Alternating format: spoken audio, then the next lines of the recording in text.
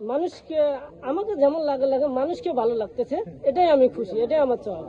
এটা আলাদা, এটা আমি হাওলাত নিয়েছি একজনকার কাছ থেকে, ভাই এটা দেন, এটা ভিডিওর আকর্ষণ হবে, তাহলে মানুষেরাই আকর্ষণ হবে। গাছপালা পর্যন্ত এরকম আল্টি পাল্টি করে, ঘর বাড়ি এরকম আল্টি পাল্টি করে।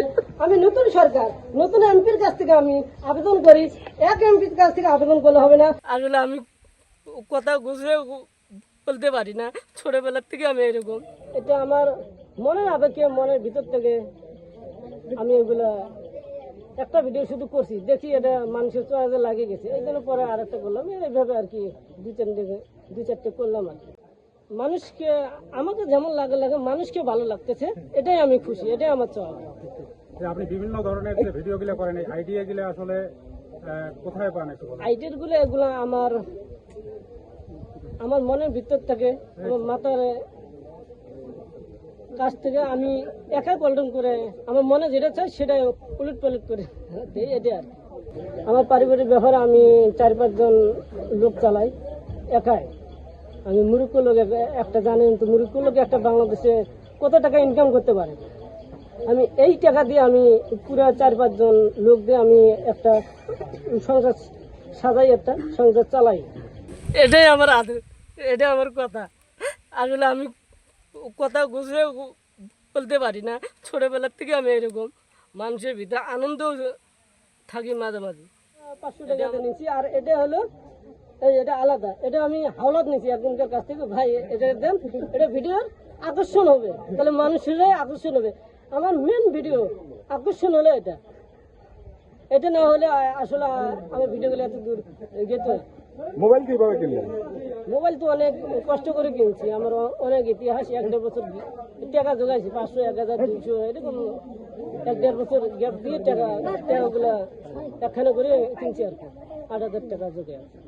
জানেন তো আপনারা 8,000 টাকার ফোন কত করে ভালো হতে পারে।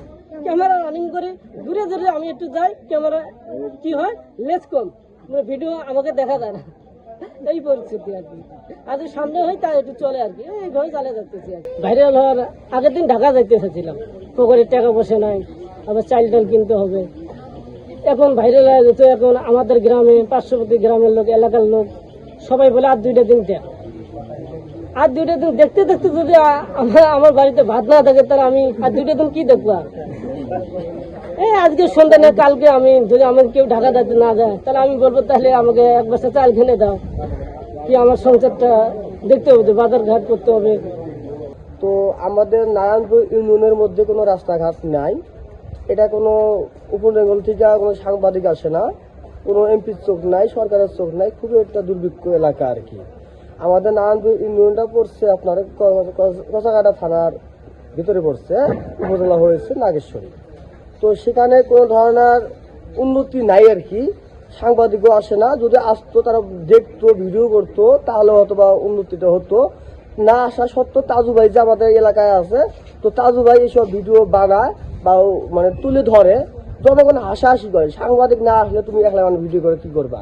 তো তাজু ভাই মানে জবাবে বলে যে যতটুকু আমার সামর্থ্য আছে আমি এতটুকু আমি ভিডিও করতেছি, যদি ইয়াতে কাজ হয় ইনশাল্লাহ হবে।